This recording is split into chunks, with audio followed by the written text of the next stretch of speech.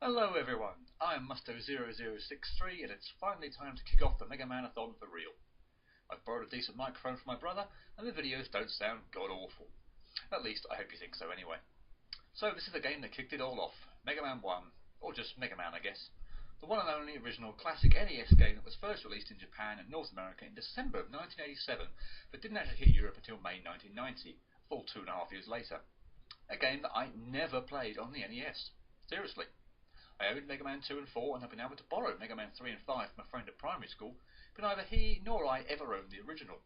My first experience playing it was the Wily Wars version on the Sega Mega Drive.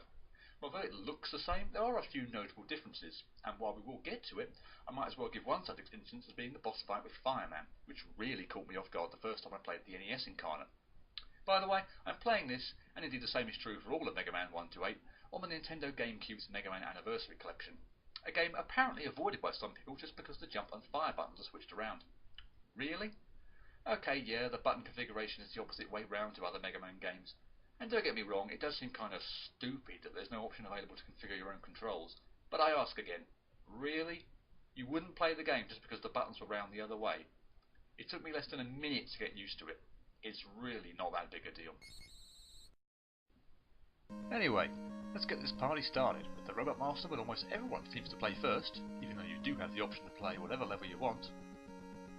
Cutman.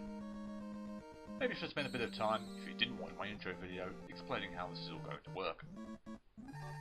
I'll be tackling the game as an LP all the way through. All that footage you'll be seeing is in colour and will be at the start of each video. So if all you want to see is a Let's Play part of this game, feel free to stop watching once the boss is defeated. But for the Robot Master stages, I will be showing off, or attempting to anyway, my perfect run skills by trying to clear the level taking no damage and only using the Mega Buster. That means no Robot Master weapons, platform helping items, from Mega Man 3 onwards more affectionately known as Rush, or charge up shots from Mega Man 4 to 8. At least, unless the game forces their usage on you to clear the level. And this footage will be in black and white since I had no recording software available at the time other than a VCR, and well, it just didn't come out in colour. Something to do with recording an American game while I reside in Europe, I think, but I don't really know. In actual fact, the Anniversary Collection was not released in Europe, so I had to buy a freeloader disc which allowed me to play American games. Fun factoid. Okay, maybe that wasn't fun, but more interesting. By the way, I really royally screw up just about here. There you go. I just let the pellet shot hit me square in the back of the head, which was awesome. Anyway, I really should be talking about the game more. Mega Man was created by a scientist called Dr. Thomas Light. He was originally a household robot called Mega, or Rock. He has a robot sister named Roll. Get it? Rock and roll.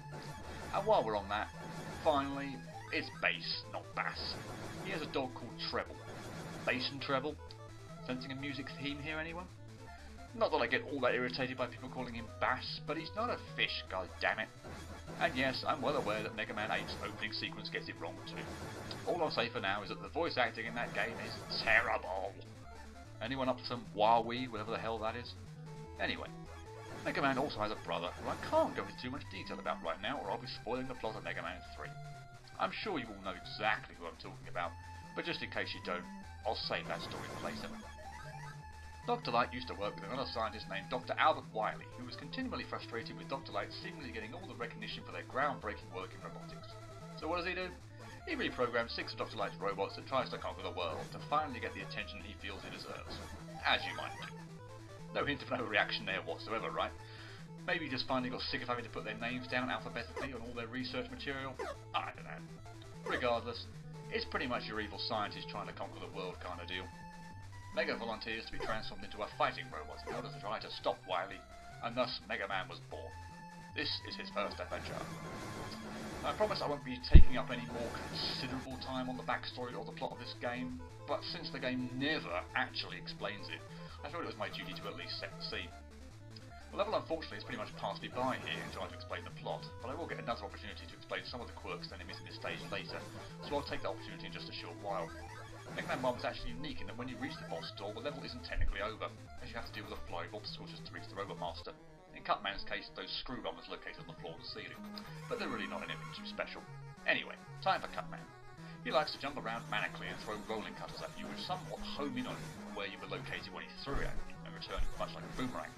I just screwed up there again, by the way, and stood perfectly still while a cutter was heading toward me. Again. awesome. He does have a somewhat manipulable AI that you can take advantage of, and I'll explain a little bit more about that in the refight in just a moment. But there we go, booyah! Cutman is down. You felled your last tree. And something else about Mega Man 1 that won't happen again until Mega Man 8, I think, do correct me if I'm wrong. Once you beat the Robot Master, you have to collect whatever the hell that icon was. Seriously, what is it? And why would it just drop from the ceiling when Cutman dies? Come to think of it, how did Cutman just materialise in the room at the start of the fight? Ah, video game logic, you gotta love it. You then get a score based on the number of red pellets you collected at the stage, and the randomised number of points that we saw when we first selected to play Cutman stage, any number between 50 and 100,000, and on this occasion I rather generously collected 100,000. So, that's the Let's Play part of this video done. And since this is the first stage, I won't bother teasing whether or not I could perfect run Cutman. This would be a pretty short project if I couldn't. So yeah, enjoy the perfect run.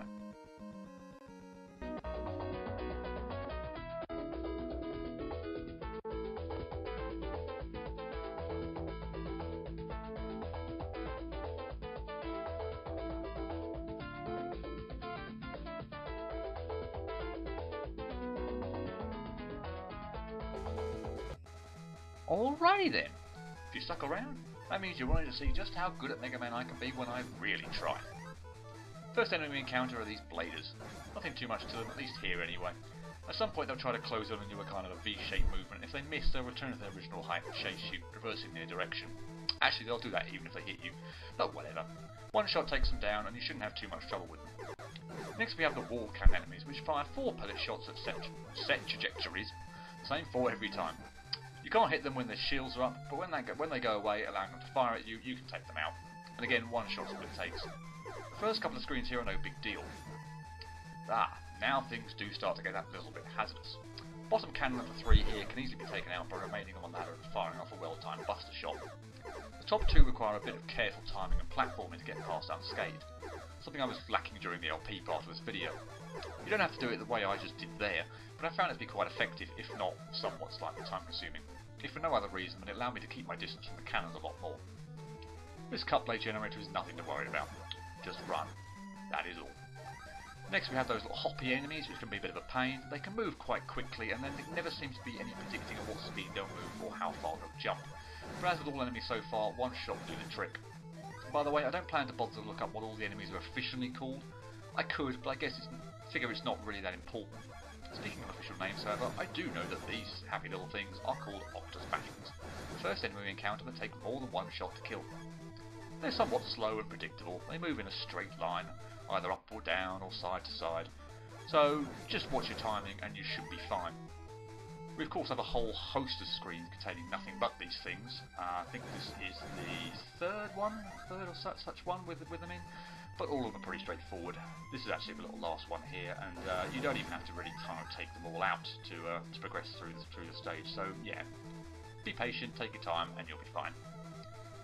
Another cut blade generator. Seriously, just run. That's fine.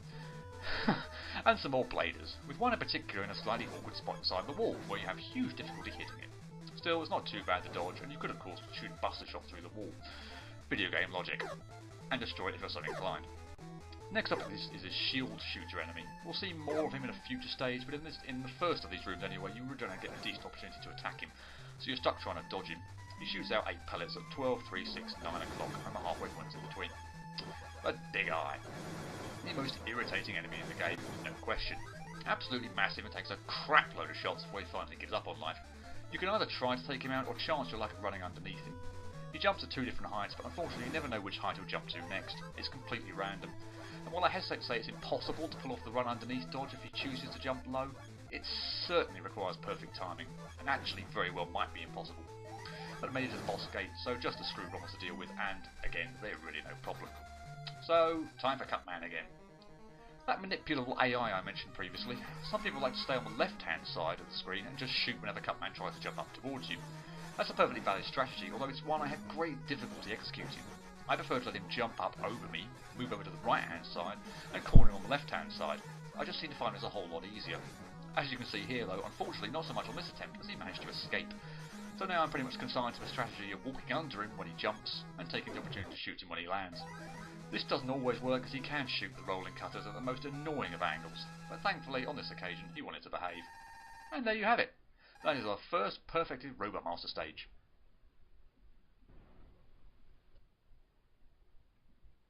And so, our long run to achieve perfection on the Robot Master stage is off to a perfect start. Naturally. Time for the difficulty analysis, which I described how this would work for me in my intro video. Just how long did it take me to get a successful run? It ended up taking around half an hour. But looking back at this, having attempted all the perfect runs from the 10 classic Mega Man games, that's excluding Mega Man and Bass, which I won't be doing, explanation was in my intro video, the long and short of it is that I don't own the game, and excluding Wily Tower, but since I do own it, I have actually done, this seemed like rather a poor performance. Half an hour on Cutman? Yeah, frankly, I'd be a little disappointed if it took me that long if I tried to do it again.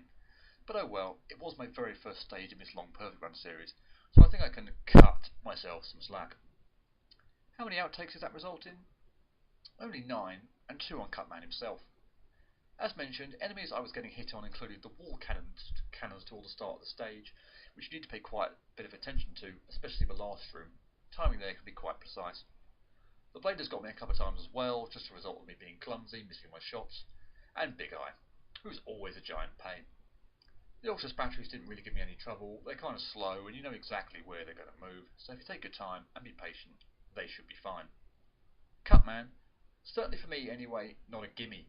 I never seem to get the hang of remaining at the left hand edge of the screen and shooting as he tries to jump up. I much prefer to let him jump over and to the left, then try to keep him at the far left by shooting him before he has a chance to drop down from the blocks. Not always guaranteed though, as seen from the playthrough when I rather stupidly stood there and took a hit. Don't ask why, I have no idea. But even in the successful perfect run, the strategy worked for only about 2/3 of the fight. But for the final third, he managed to escape, and I had to resort to the technique of letting him jump over me and shoot him as he's landing, obviously while dodging the rolling cutters at the same time. And this isn't foolproof, especially as he's a nasty habit of shooting a rolling cutter straight down when he's jumping over you, and that can be a bucket of dodge. What was my mood like while attempting this stage? Pretty happy. I can't complain about a stage that I suffered fewer than 10 outtakes on. Well, I guess I could, but it seems a little low TT, and I'd pretty much end up complaining throughout this whole project. Also, what with it being my first stage, I had no preconceptions about how easy or hard I was going to find this project to be. So what does this mean overall? I give Cutman a 2 out of 10.